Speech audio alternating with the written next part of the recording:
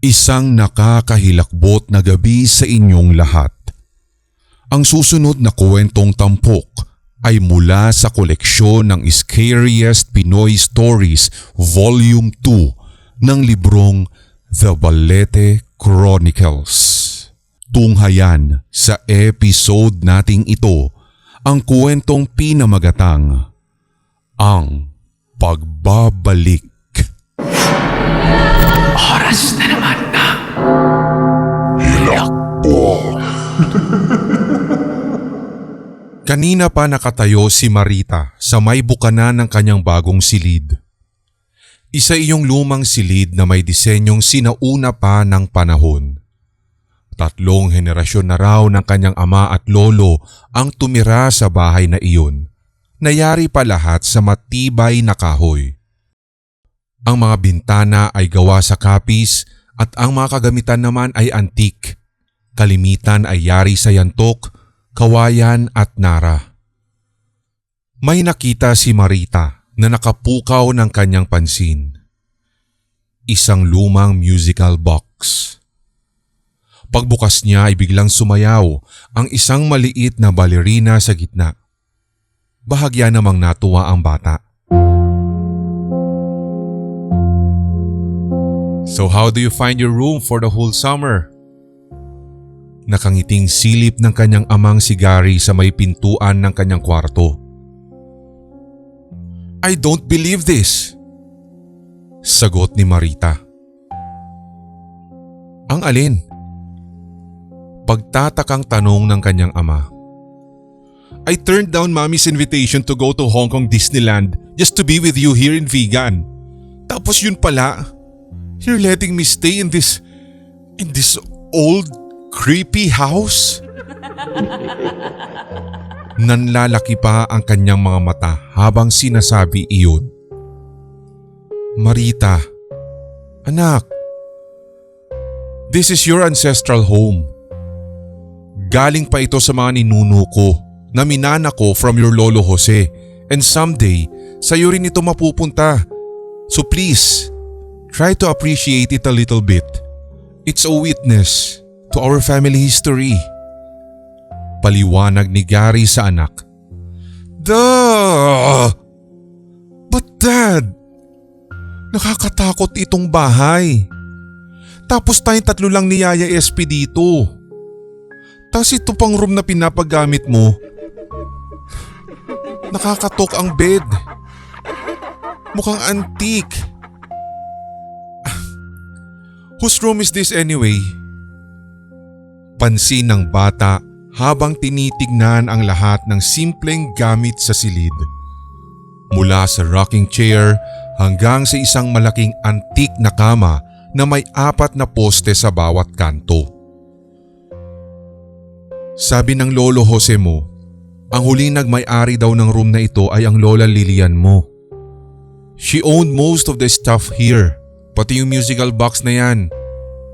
Kaso, she died early of leukemia when she was just 14. Kaya simula nun, nabakante na itong room. Shucks, that's so creepy. Thanks a lot for scaring me, Dad. Reklamo ni Marita. Hey, cheer up. You're only 11 but you already have a rare house like this? At paglaki mo, mas ma-appreciate mo ang bahay na ito. And besides, ngayong summer lang naman. Pagbalik mo sa Maynila, ipapa-renovate ko na itong house. Itong room na ito, gagawin ko na lang entertainment room para sa mga bisita.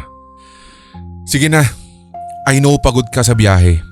Si Yaya SP mo nga itulog na doon sa room niya kaya you should get some sleep too. Hayaan mo't bukas dadalin kita sa kwadra para makita mo rin yung mga alaga kong kabayo. Iyon lang at hinalikan na ni Gary ang anak sa noo. Matapos ay isinara na rin nito ang pinto pagkalabas. Balete Chronicles. Naiwan namang nakaupo lamang sa malaking kama si Marita. Hindi pa rin niya maitago ang disgusto sa bahay, lalong-lalo na sa kanyang kwarto. Napabuntong hininga ang bata.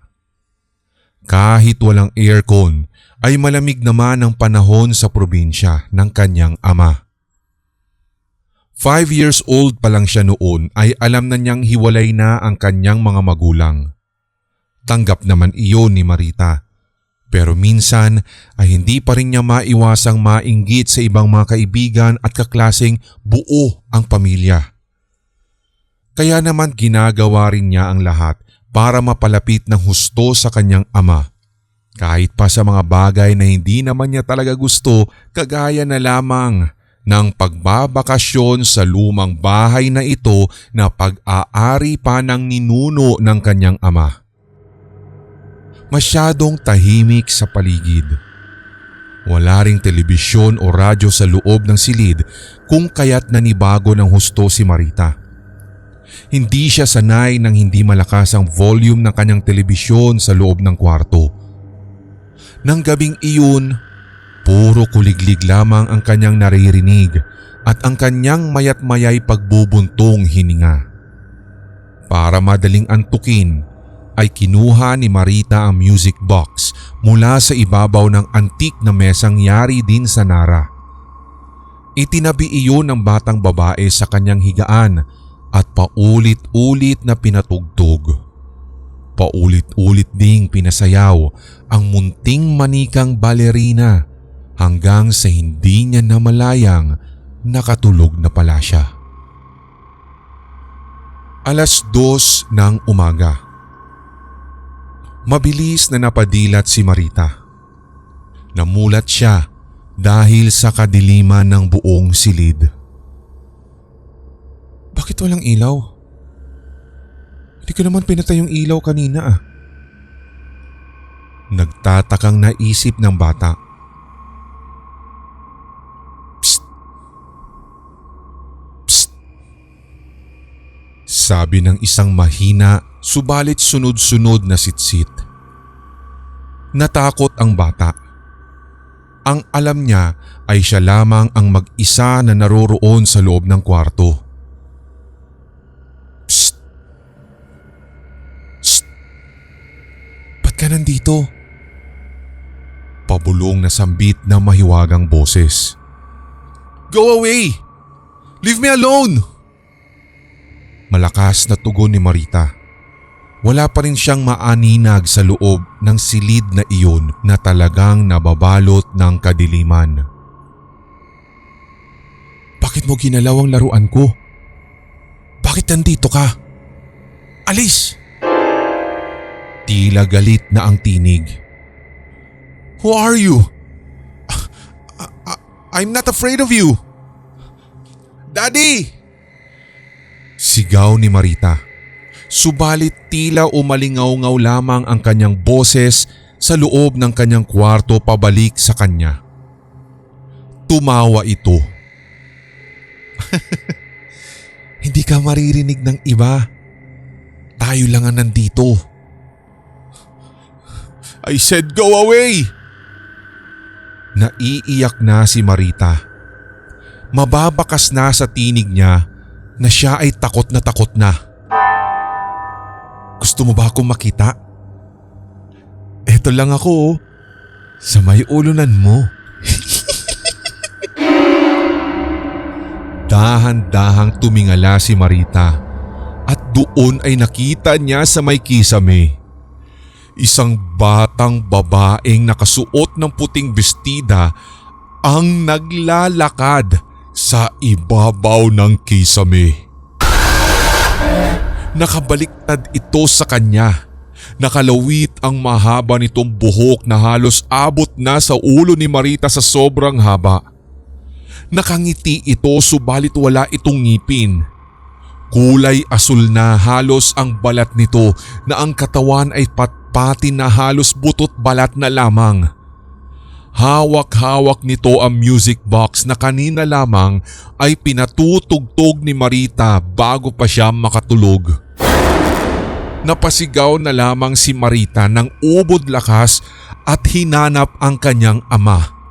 Tatayo na sana siya upang kumaripas ng takbo papalabas, subalit laking gulat na lamang niya dahil sa kanyang paglingon, nasa tabi na niya ang butot balat na batang babae at hindi lamang iyon. Nakaakbay na rin ito sa kanya. "Huwag ka munang umalis. Maglaro muna tayo." At humagikgik na naman ito sa tawa habang lumalabas ang dugo sa bibig nito.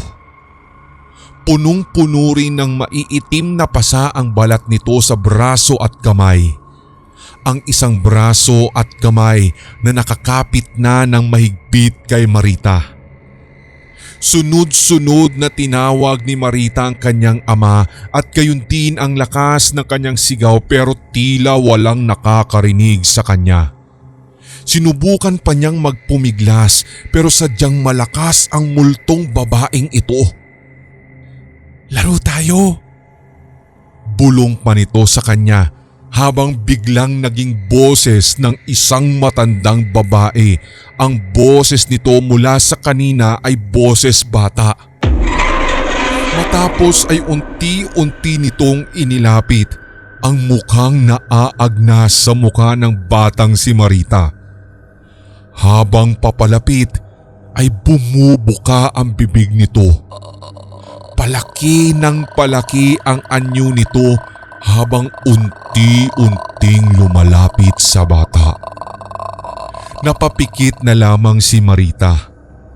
Iyon na lamang ang huli niyang natandaan bago pa man pumasok ang buo niyang ulo sa loob ng malaking bibig ng butot balat na multo. Sunod nitong nilunok ang katawan ni Marita. Hindi ito tumigil sa paglunok sa buong katawan ng bata na parang isang malaking sawa. Hanggat hindi naririnig ang huling tibok ng puso ng bata ay nilulunok siya ng gayon na lamang. Doon na binalot ng dilim at katahimikan ang buong silid. Ang piping saksi sa isang nakakapanghilakbot na pangyayari.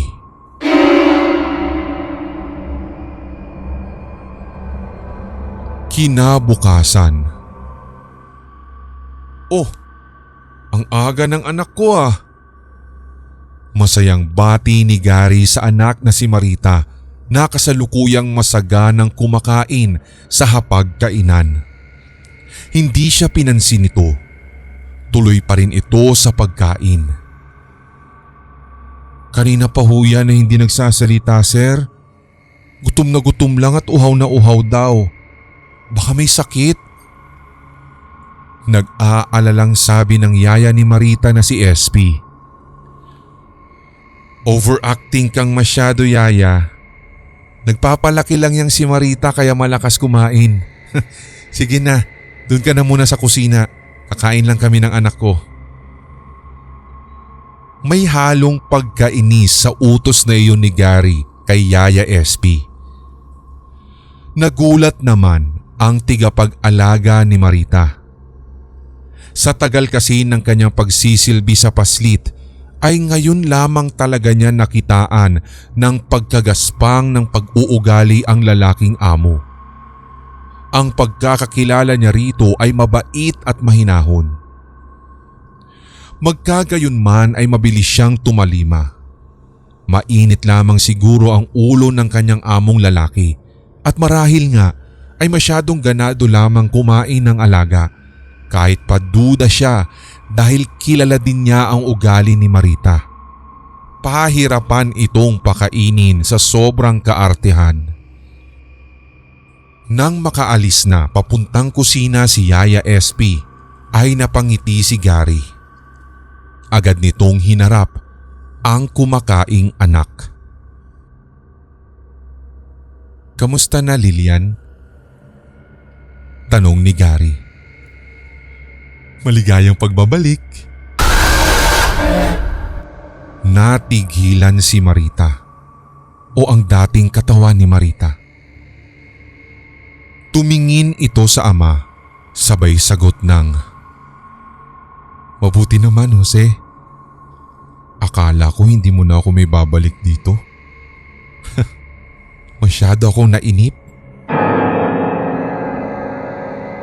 Malalim ang boses nito, tila boses na nanggagaling sa ilalim ng lupa.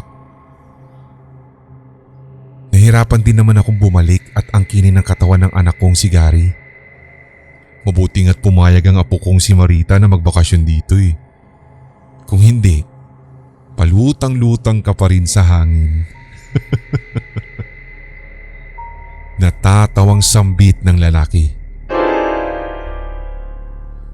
Ang galing pala talaga ni Mama, no? Kung hindi kanya tinuruan ng mga itim na kaalaman, baka hindi tayo nabuhay muli. Tama ka, Lilian.